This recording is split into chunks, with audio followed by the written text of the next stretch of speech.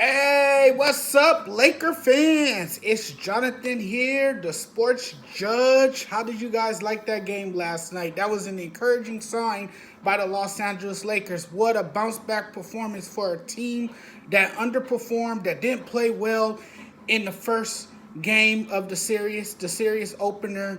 They didn't play by their standards at all. It was a very, very subpar performance. One that, you know, they didn't come out, they didn't show up to play hard, but they did in game two. They knew how bad they needed this win, and the Lakers got it done. AD had a terrible game one performance. He responded to his critics because he took a lot of blame for the game one loss. But in game two, he played with a sense of urgency. And another guy who I thought was great in game two as well was Andre Drummond. Man, Andre Drummond, he showed up and answered the call. Man, he was dominating down low inside the paint, having his way, getting shots early.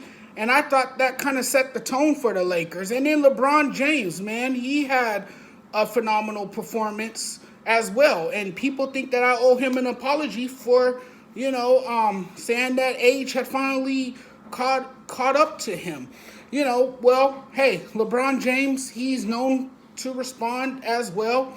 When adversity hits, he usually responds, and he did that in this game yesterday. It was a game, with much at stake, and the Lakers got it done. LeBron James hit some big threes down the stretch. What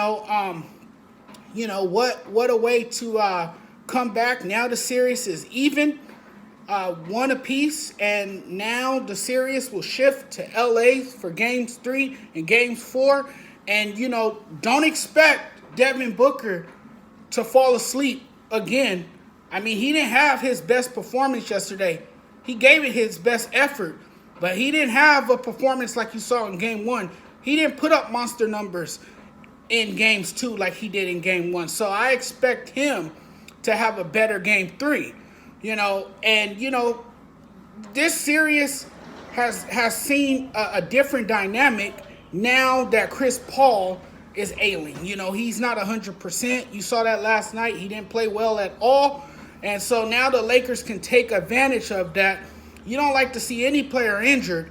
You like to see your team, you like to see your competitors at full strength. But hey, if the Lakers can take advantage of that, why not take advantage? So hopefully the Lakers will, duplicate what they did last night in games 3. Their defense was solid. Once again, a solid effort defensively. The Lakers have the top ranked defense in the league, so it shouldn't be that much of a surprise that the Lakers play well on that end of the floor. That also helps them get back in transition. And a lot of people are criticizing Frank Vogel for having Marc Gasol in. Now, I questioned it as well. But maybe it was good to have Marc Gasol in the game. And excuse me if I said Paul Gasol a moment ago. I mean Marc Gasol, Paul Gasol's brother.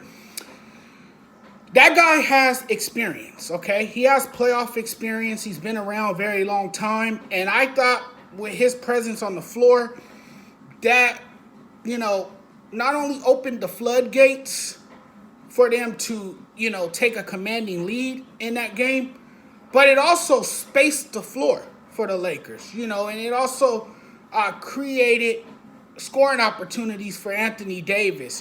He was able to get open and get some jump shots and hit some long-range jumpers, So I think Frank Vogel made a good decision by staying with Marc Gasol and keeping him in the game. I really thought that the Lakers collectively played a great game. They came out early.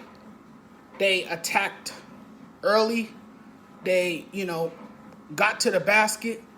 They were tremendous inside the paint. And they have to continue to be that way. And they have to continue to dominate the boards as well. So I expect the Lakers to come out strong in Game 3 as well. And I think if they played like they did last night in Game 2, they should come out with another victory in Game 3. See you guys later. You guys have a wonderful day. I got to make some moves now. You guys take care of yourselves. Peace.